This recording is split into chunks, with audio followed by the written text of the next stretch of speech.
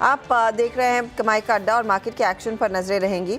150 point ऊपर इस समय Nifty bank mid cap index में ज्यादा मोमेंटम और निफ्टी खुद करीब 77-75 पॉइंट ऊपर इस समय ट्रेड करता हुआ। एडवांस डिक्लाइन रेशियो अब थोड़ा सा और बेहतर हो चला है। लेकिन इस मार्केट में ट्रेड क्या लेना है, गुरमीत चड्ढा हमारे साथ है कंप्लीट सर्कल के। गुरमीत, स्वागत है आपका। एक अच्छा मोमेंटम हमने देखा, इनफैक्ट फ्राइडे में शॉर्ट कवरिंग, सोमवार को इलेक्शन की जीत का जश्न मार्केट ने खूब मनाया, लेकिन अब थोड़ा सा जो मोमेंटम है या तो एक ब्रीदर ले रहा है या फिर वो रफ्तार कम पड़ रही है। ये जो थोड़ा सा गियर टॉप गियर से थोड़ा बीच वाले गियर में आया है, बताइए मौका है, सर्कमस्पेक्ट है मार्केट, क्या हो रहा है? या फिर वो अदानी के साथ जो ब्राइबरी के चार्जेस लगे और उसके बाद वो स्टॉक्स क्रैश हुए हैं, उसका ज्यादा ओवरहैंग है? मुझे लगता है अक्षय जी, एक नया ट्रिगर नहीं है मार्केट में। एक इलेक्शन रिलेटेड जो न्यूज होती है या कोई भी इवेंट रिलेटेड न्यूज होती है, वो 1 या 2 दिन में प्राइस हो जाती है। कुछ हद तक आपको इम्पैक्ट दिखेगा महाराष्ट्र स्पेसिफिक जो कैपिटल गुड्स और ईपीसी कंपनीज है। जैसे हमने पटेल इंजीनियरिंग में देखा। हमारे पास एक छोटी सा स्टॉक है शैली इंजीनियरिंग, उसका कुछ एक्सपोजर है वहाँ पे। एलएनटी में देखने को मिला हमें इलेक्शन के इमीडिएटली बाद रिकवरी आई, तो थोड़ा सा वो इम्पैक्ट जो जो महाराष्ट्र स्पेसिफिक कंपनीज है वहां पे हो सकता है। बट बाजार ने उसको अब डिस्काउंट कर लिया, तो एक फ्रेश ट्रिगर चाहिए। वो ट्रिगर मुझे लगता है अगर थोड़ा सा डॉलर इंडेक्स नीचे आता है, यूएस की बॉन्ड यील्ड्स अभी थोड़ी सी सॉफ्ट हुई है, 430 पे आई हैं, थोड़ा वो नीचे आता है, तो ब्रॉडली ईएम्स के लिए एक ट्रिगर चाहिए। वो जब तक डॉलर थोड़ा सा इंडेक्स रिसीड नहीं करेगा और ट्रेजरी यील्ड थोड़ा नीचे नहीं आएगी, वो बड़ा ट्रिगर ईएम में जो है नहीं आएगा। तो वो एक ट्रिगर है। दूसरा कुछ इकोनॉमिक मोमेंटम रिलेटेड ट्रिगर चाहिए, क्योंकि एक कंसर्न है मार्केट में कि थोड़ा सा स्लो डाउन है, स्पेशली अर्बन कंजम्पशन में। और जनवरी के जब नतीजे आएंगे तो आई थिंक वो कोलैबोरेट होगा, या कुछ जो भी हाई फ्रीक्वेंसी इंडिकेटर आएंगे तो बाजार थोड़ा कंसोलिडेट कर सकता है। एक एक चीज अच्छी है कि एफआईआई की बिकवाली जरूर कम हुई है, इनफैक्ट थोड़ी सी बाइंग हुई है एमएससीआई इंक्लूजन के बाद। दिसंबर थोड़ा सा सॉफ्ट मंथ होता है एफआईआई के लिए, क्योंकि ईयर एंड होता है। लार्जली जो एफआईआई है वो ज्यादातर यूरोप और यूएस बेस्ड है, तो हम देखना चाहेंगे। प्लस बाजार, मुझे नहीं लगता हमें 2022-23 जैसा साल मिलेगा। अब ये स्टॉक पिकिंग वाला ईयर है।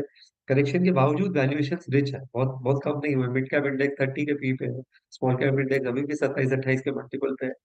तो आपको स्टॉक सिलेक्शन से और एसेट एलोकेशन से पैसा बनाना है, तो थोड़ा सा रिटर्न एक्सपेक्टेशन आपको टेपर डाउन करना है।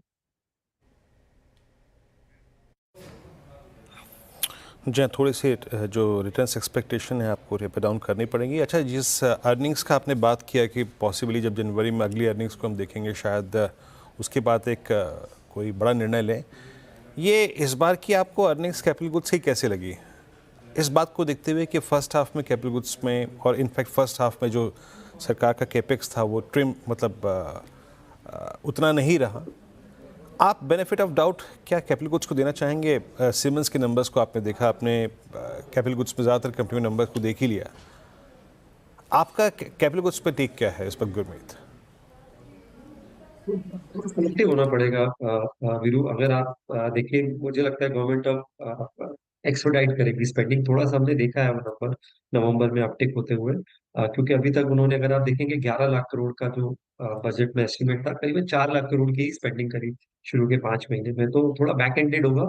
और इसी वजह से मुझे लगता है, और महाराष्ट्र की वजह से थोड़ा सा हमें मूवमेंट देखने को मिला है कैपिटल गुड्स में। तो मैं एलएनटी को लेके कंस्ट्रक्टिव हूँ। पावर रिलेटेड जो कैपेक्स है, स्पेशली ट्रांसमिशन में हम बहुत कंस्ट्रक्टिव हैं। चाहे वो पावर ग्रिड हो, चाहे वो ट्रांसफार्मर कंपनीज हो जैसे हिंद रेक्टिफायर है, या केबल एंड वायर्स हो, इंसुलेटर्स हो।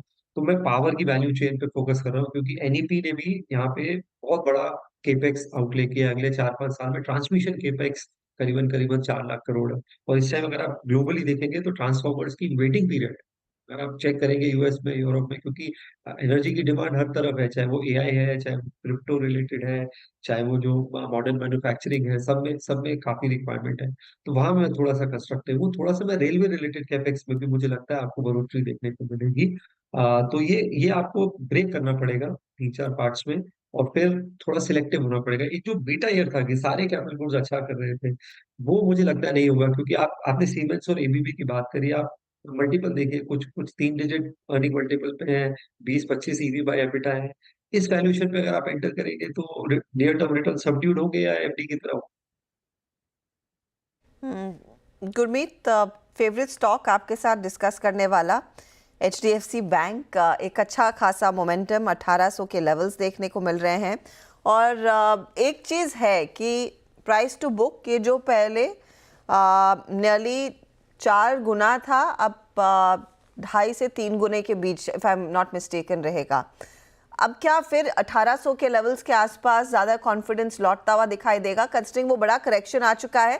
इसमें ऑफ कोर्स वो मर्जर भी हुआ है फ्रॉम इट्स पीक वैल्यूएशन। मुझे लगता है बाजार कहीं ना कहीं डिस्काउंट कर रहा है। ये हमें पता लगेगा इस क्वार्टर की अर्निंग में कि जो कहते हैं कि वर्स्ट जो था मर्जर का in terms of credit deposit ratio 100 के ऊपर चला गया था, वो बेटर हो रहा है। कासा में थोड़ा उनको चैलेंज आ रहा था, रिटेल ग्रोथ थोड़ी सॉम्बर हो रही थी, कॉस्ट ऑफ फंड्स ज्यादा थे क्योंकि एचडीएफसी लिमिटेड के जो लेगेसी डिपॉजिट्स थे वो बैंक में मर्ज हुए, तो सब तरफ प्रेशर आया, निम्स पे प्रेशर आया, क्रेडिट डिपॉजिट रेशियो पे प्रेशर आया, लिक्विडिटी पे प्रेशर आया, कासा पे प्रेशर आया और ग्रोथ पे प्रेशर आया। और धीरे धीरे पिछले क्वार्टर में एक ग्लिम्स दिखा कि शायद यहाँ से एचडीएफसी बैंक इतनी बड़ी बैलेंस शीट पे भी शायद 15% का क्रेडिट ग्रोथ कर पाएगा। तो अगर वो सस्टेन करता है अगले क्वार्टर तो थोड़ा सा रीरेट और हो सकता है वापस। हमने जो आपने बोला कि मैं नहीं समझता कि 4 4.5 पे जाएगा, पर थोड़ा सा माइनर इंप्रूवमेंट हो सकता है। मे बी आईसीआईसीआई जो अभी 2.25 3 के आसपास है उसको मैच कर सकता है, क्योंकि आईसीआईसीआई ने इंडस्ट्री लीडिंग परफॉर्मेंस दिया है। सिमिलरली आप टीयर 2 बैंक्स में देखेंगे तो फेडरल बैंक एक थोड़ा सा लीडरशिप दिखा रहा है। जो करेक्शन में स्टॉक कम गिरता है वहां बाजार एंटिसिपेट कर रहा है कि अर्निंग्स बेटर होंगी, और ये कि एक पॉजिटिव साइन होता है अगर स्टॉक डिलीवर करे तो ना फेडरल बैंक में हमें वीकनेस देखने को मिली, ना हमें एचडीएफसी बैंक में वीकनेस देखने को मिली, बैंकिंग बैंक में। एसबीआई में भी नहीं मिली थी जब तक वो अदानी की थोड़ी सी रिलेटेड न्यूज थी, अभी ऑब्वियसली थोड़ा सा बाउंस बैक किया है। तो ये देखना फाइनेंशियल्स में कि मार्केट क्या एक्सपेक्ट कर रहा है बहुत इंपॉर्टेंट है। तो यहाँ पे हमारा जो है फोकस रहेगा। एचडीएफसी मुझे ऐसा लगता है कि थोड़ा सा और लेग्स है इसमें आगे जाने के लिए। वैल्यूएशन वाइज अभी भी रीजनेबल है, 17-18 के अर्निंग मल्टीपल पे है, 2.25 के आसपास है। प्लस एचडीबी का आईपीओ ड्यू है मार्च से पहले। थोड़ा बहुत वैल्यू लॉकिंग 5-10% का अगर मैं ग्रे मार्केट प्राइस लूँ 1300 रुपए के हिसाब से, तो वहां भी थोड़ा सा 5-10% का वैल्यू लॉकिंग हो सकता है। 95% ऑलमोस्ट एचडीएफसी की होल्डिंग है एचडीबी फाइनेंशियल।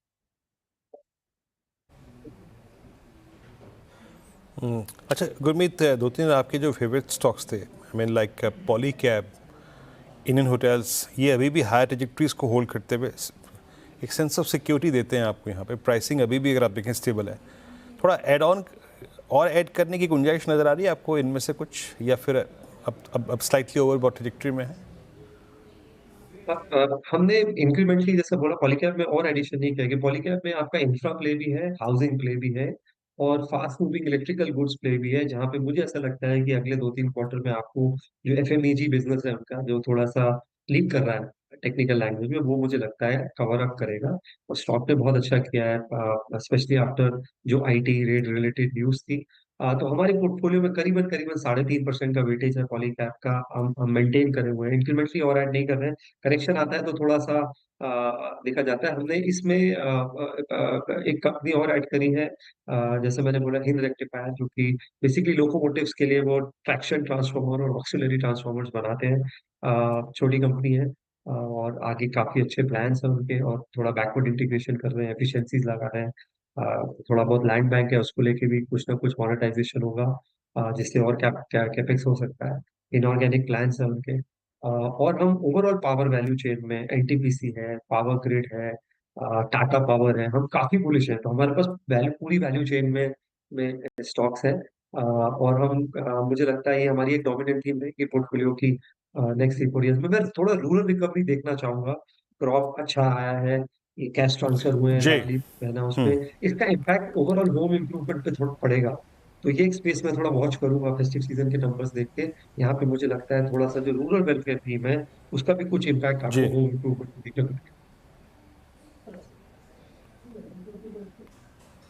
चलिए गुरमीत, बहुत बहुत शुक्रिया आप इस कार्यक्रम में शामिल हुए।